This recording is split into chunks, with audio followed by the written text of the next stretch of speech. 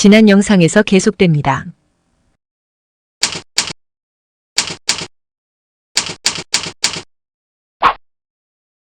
지난 영상에서 눈에 띄지 않게 계속 사용한 단어가 있습니다. 눈치 빠른 분들은 아마 바로 알아챘겠지만 혹시 아직 눈치채지 못한 분들을 위해 말씀드리면 바로 대출입니다. 대출은 은행이라는 사업을 지탱해주는 근간입니다. 현대의 은행은 수익을 다각화해 여러 부문에서 돈을 벌어들이지만 가장 기본적인 수익 구조는 예나 지금이나 예대 마진입니다. 대출에 주고받는 이자와 예금을 받아주는 이자의 차익으로 돈을 버는 것이지요. 그래서 은행은 대출에 목을 맵니다. 지급 준비율이 존재하는 이유도 그 정도의 돈만 갖고 있으면 나머지는 모두 대출해줘도 된다는 뜻이니까요. 그런데 대출이 자본주의를 이루는 근간이라면 그러니까 우리는 대출을 하지 않고는 이 사회를 살아가기가 어렵다면 믿으시겠습니까? 이해를 위해 예를 들어보겠습니다. A은행이 B라는 사람한테 1억 원을 대출해 주었다고 하고 대출이자는 10%로 가정하겠습니다. B는 1억 원을 대출받아 회사를 운영하면서 돈을 벌어 1천만 원이라는 이자를 갚았습니다. 그렇다면 이 1천만 원은 어디서 나온 걸까요? 그렇습니다. 시장에서 나온 것이죠. 시장에서 소비자들이 B의 회사에서 나온 제품을 사주었기 때문입니다. 그렇다면 B의 제품을 산 사람들은 어디서 돈이 생겼을까요? 첫 번째로 월급을 받아서 샀을 수 있는데요. 그렇다면 이 월급은 어디서 나왔을까요? 당연히 회사에서 나왔을 텐데요. 그렇다면 회사는 어디서 돈이 났을까요? 맞습니다. 은행에서 대출을 받아 회사를 운영하며 직원들 월급도 주고 또 다른 제품을 만들어 시장에 판매하기도 합니다. 처음부터 사업에 필요한 모든 자금을 개인 혼자 감당하면서 시작하는 회사는 거의 없다고 보는 편이 맞습니다. 사무실을 얻는 것도 돈이며 책상이나 컴퓨터 등을 구매하는 것도 돈이고 각종 공과금이나 법적으로 내야 하는 세금도 다 돈이니까요. 무엇보다 제품을 생산하는 데 가장 많은 돈이 필요합니다. B의 회사 제품을 살 수 있는 또 다른 방법은 대출입니다. 내가 현재 돈이 없으니 미래의 수익을 담보로 지금 물건을 사고 나중에 갚을 것이라고 암묵적으로 약속된 신용카드도 결국은 대출이고 집이나 차를 사기 위해 우리가 가장 먼저 그리고 가장 많이 택하는 방법 역시 대출입니다. B의 회사 제품이 자동차나 집이라고 생각하면 이해가 더 빠를 겁니다. 그리고 이런 대출을 우리는 빚이라고 부릅니다. 이런 내용을 계속 확장해보면 결국 100%는 아니더라도 우리들 대부분은 빚을 지고 있습니다. 다시 말하면 현대 자본주의 사회에서 빚을 지지 않고는 살 수 없다는 거죠. 그런데 만약 B를 제외한 모든 사람이 은행에서 대출을 받지 않고 그래서 시장에 도는 돈이 B가 대출받은 1억 원뿐이라면 어떻게 될까요?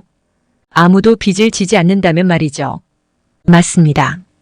자본주의 자체가 작동하지 않습니다. 우리의 경제생활 자체가 멈춰버리죠. 대출이 없다는 것은 생산활동이 없다는 것이며 그것은 결국 고용이 없다는 뜻이고 우리가 쓸 월급을 벌지 못한다는 것이기 때문입니다. 그래서 기업들이 생산활동에 돈을 투자하지 않고 현금 보유 비중을 높이면 실업률이 오르는 이유도 여기에 있습니다. 그래서 흔한 말로 건물을 짓는 가장 빠른 방법은 땅을 사는 것이다라는 말이 나옵니다. 땅을 사서 그 땅을 담보로 대출을 받은 후 건물을 짓는다는 거죠. 그리고 그 건물의 세입자들은 역시 대출을 받아 들어오고 건물주는 세입자들의 돈을 다시 은행에 갚아가는 것입니다. 물론 예외도 있습니다. 어느 날 로또 1등에 당첨되거나 카지노에서 거액의 돈을 딴 경우에는 그 사람이 그 돈으로 무엇을 하느냐에 따라 대출을 받지 않아도 됩니다. 혹은 오랫동안 신경도 쓰지 않고 갖고 있던 땅이 갑자기 가치가 엄청나게 올라 그 땅을 팔아 돈을 번 경우도 있을 테고 주식 투자를 해서 갑자기 엄청난 돈을 버는 경우도 있을 겁니다. 하지만 그런 경우가 우리의 일생에서 몇 번이나 있을까요? 혹은 우리 주위에서 그런 일을 경험하는 사람이 몇이나 될까요? 그래서 은행은 대출해 주려고 애씁니다. 대출을 많이 해주고 그만큼 이자를 받아야 많은 수익을 올릴 수 있다는 지극히 단순한 명제 때문이지요. 상식적으로 대출을 해줄 때는 돈을 갚을 능력이 높은 사람에게 해줄 수밖에 없습니다. 갚을 능력이 낮은 사람에게 돈을 빌려준다는 것은 내 돈 떼먹고 도망가시오라고 하는 것과 마찬가지로 위험한 일이죠. 그런데 갚을 능력이 낮거나 약한 사람에게도 돈을 빌려주는 경우가 있습니다. 바로 경기가 좋을 때 그리고 경기를 부양시켜야 할 필요가 있을 때인데요. 돈을 자꾸 풀어 사람들로 하여금 주택을 사고 여행을 가고 자동차도 바꾸는 등의 소비를 하게 해 경제의 선순환을 만드는 겁니다. 반면에 경제가 좋지 않을 때 은행들은 대출금 상환에 굉장히 적극적으로 나섭니다. 자기네들이 선심 쓰듯 빌려줘 놓고서는 말이죠. 하지만 경기가 좋지 않은 상황에서 사람들은 갚을 능력이 없어집니다. 경기가 좋지 않다는 것은 대부분 회사들의 실적이 부진하다는 것이고 그것은 실직이라는 그림자가 버티고 있다는 뜻이니까요. 그래서 경기가 불황일 때 가장 먼저 그리고 가장 심하게 피해를 입는 사람들은 부자가 아닌 일반 서민들입니다. 대출을 받은 중산층 그리고 서민들이죠. 이런 현상이 실제로 나타났던 것이 2008년에 미국에서 시작된 금융위기이며 이 금융위기를 다룬 영화로 마진 콜과 빅쇼트가 있습니다. 솔직히 영화적으로 봤을 때 이 두 영화는 꽤나 재미없습니다. 아무래도 우리에게 익숙하지 않은 생소한 분야를 다룬 영화이기 때문인데요. 특히나 빅쇼트의 경우 낯선 경제 용어들이 난무하기 때문에 그 용어들을 알고 있거나 이해하지 못하는 사람들에게는 굉장히 어렵습니다. 그럼 마진 콜부터 살펴보겠습니다. 영화는 2008년 월스트리트에 있는 어느 금융회사의 정리해고 통보 장면으로 시작합니다. 그리고 그 회사의 리스크 관리팀장 에릭도 해고 통보를 받게 되고 회사를 떠나면서 그는 회사의 위기 상황이 정리된 USB를 피터에게 전하면서 유심히 살펴보라고 합니다. 한편 회사의 임원인 샘은 대규모 인원 감축에서 살아남은 직원들에게 떠난 이들은 잊어라. 당신들에게 새로운 기회가 생겼다. 이런 희생 덕에 회사가 성장할 수 있었다라면서 남은 직원들의 의욕을 고취시킵니다.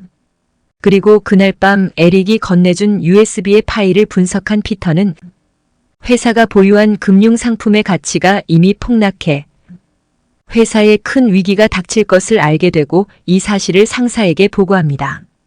이 일은 일파만파 커져 새벽에 회장 존이 참석한 긴급 임원회의가 소집되며 밤샘 회의를 합니다. 그런데 이렇게 갑작스러운 위기가 회사에 닥치자 사람들의 태도와 반응이 각양각색입니다. 손해 따위는 있을 수 없다고 큰소리치는 아나무인이 있고 양심 앞에서 고민하는 사람도 있고 당장 길거리에 나앉지 않을까 눈물 흘리는 사람도 있고 방패막이로 책임을 뒤집어 쓰는 부류가 있는가 하면 이 상황으로 인해 승진 기회를 얻는 이들도 있습니다. 하지만 이 위기 속에서도 당황하지 않는 단 한 명이 있습니다. 바로 회장인 존입니다. 보너스를 제하고도 연봉이 960억 원쯤 되는 그는 자신의 연봉이 왜 높은지를 회의에 소집된 임원들에게 말합니다. 그 이유는 자신이 일주일, 1개월, 1년 뒤의 시장 상황을 예측하기 때문인데 현재의 위기로 그 예측은 빗나갔음을 시인합니다. 또한 이런 위기 속에서도 어떻게 하면 자본주의 사회에서 절대 손해보지 않고 살아남는지를 다음과 같이 말합니다. 1등이 되거나 영리해지거나 사기를 칠 것. 그러고는 곧 휴지 조각이 될 그 상품들의 판매를 지시하고 직원들은 그 상품을 싼 값에라도 팔아치우며 영화는 마무리됩니다. 2008년 금융위기의 시작이죠. 사실 이 영화는 지루한 편입니다. 스토리가 어떤 정점을 향해 계속 달리다 그 정점에서 갈등이 해소된 후 마무리되는 구조가 아니라 하룻밤 안에 생긴 일을 시간순으로 나열하는 방식이기 때문입니다. 반면에 생각보다 다양한 경제 용어가 등장하지는 않아서 보는데 큰 무리는 없습니다. 이처럼 마진 콜이 2008년 금융위기에 대처하는 이들의 태도와 반응을 다루었다면 빅쇼트는 금융위기가 어떻게 발생했는지 알려줍니다. 다음 영상에서 계속됩니다.